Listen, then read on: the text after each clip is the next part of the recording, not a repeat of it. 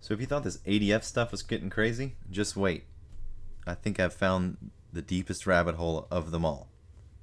We're going to talk about NASDAQ, Super Montage, and the alternative display facility. In essence, exposing the free market. Now before we begin, I'm going to try doing something new. I'm going to leave a link to this PowerPoint in the description below so you can actually follow along, and you'll have all the resources available right in front of you at your disposal. So a brief history, looking back to early 2000s at Super Montage and the first inkling of the alternative display facility.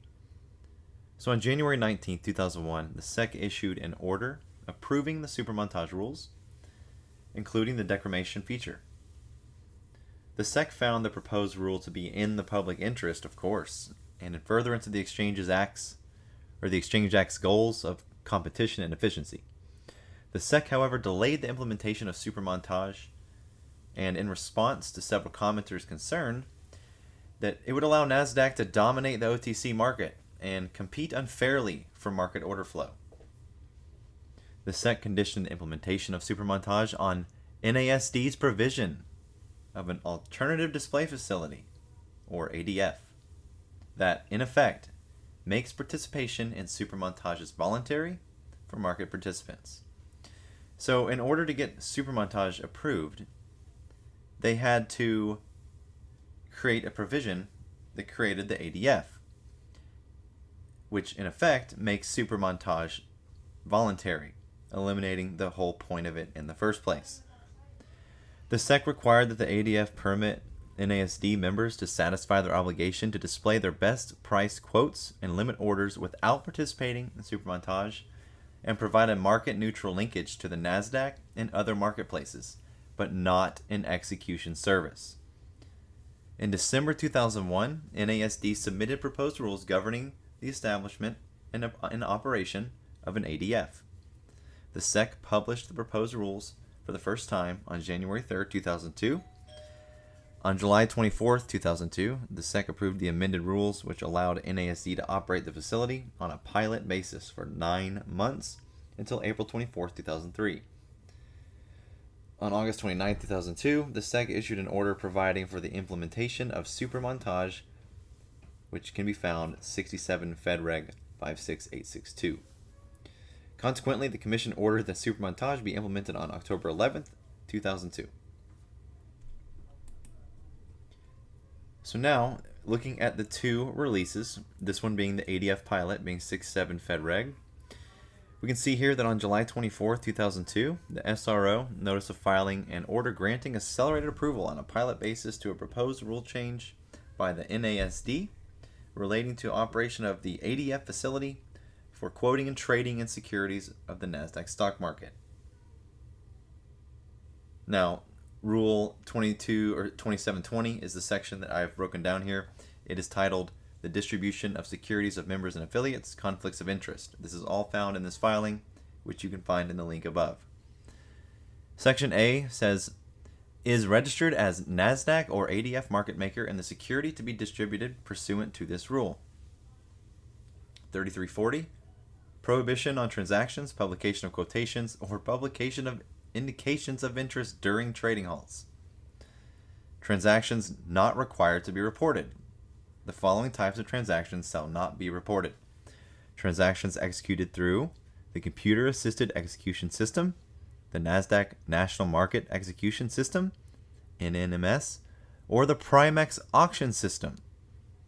Now, the Primex Auction System actually was an auction system that the NASDAQ ended up partnering with Primex LLC, but they took it down shortly thereafter in 2004.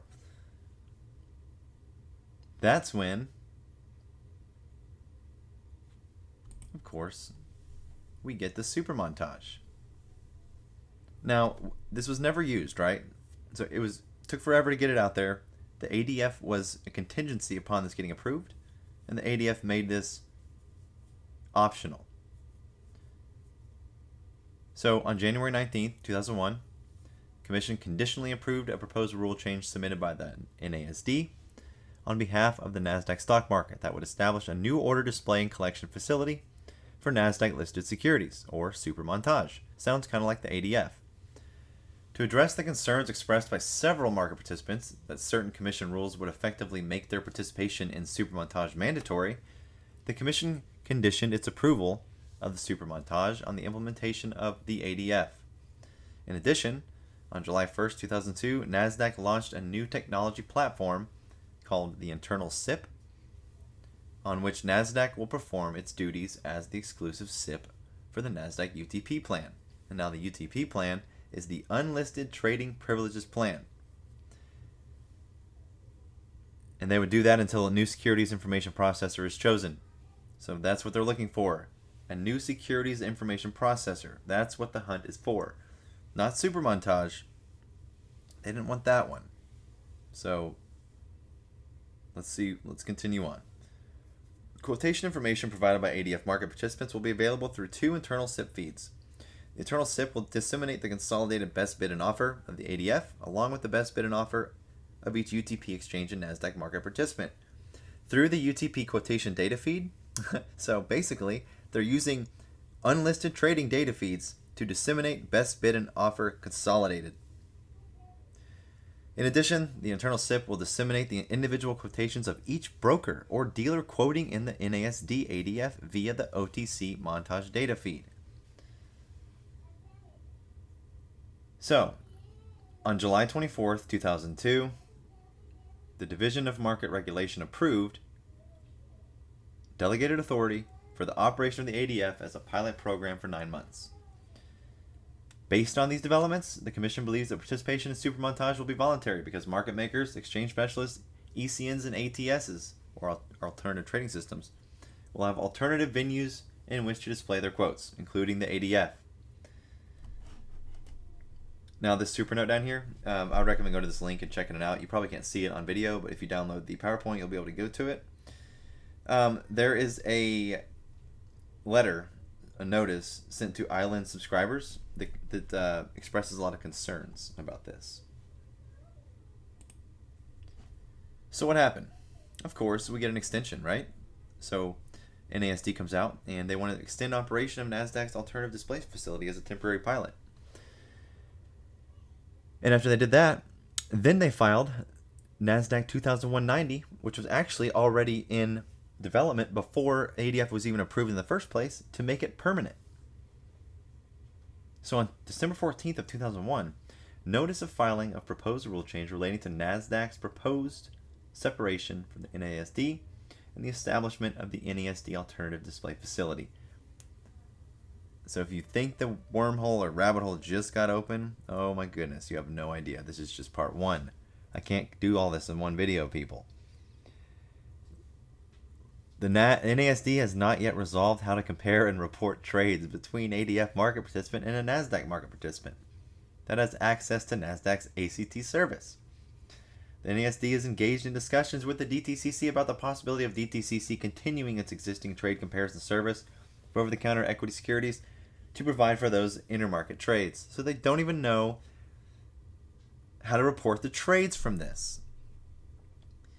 Also, they also have authority to initiate trading halts off exchange. And look at this. Section 4110. Use of NASD alternative display facility data systems. NASD may at any time authorize the use of NASD's alternative display facility data systems on a test basis for whatever studies it considers necessary and appropriate. That's right. This is it. Next, we're going to go and look at the comments that people wrote about when this got approved. And then we're going to go and look again at some of the historic developments from this facility and just how dark it really is.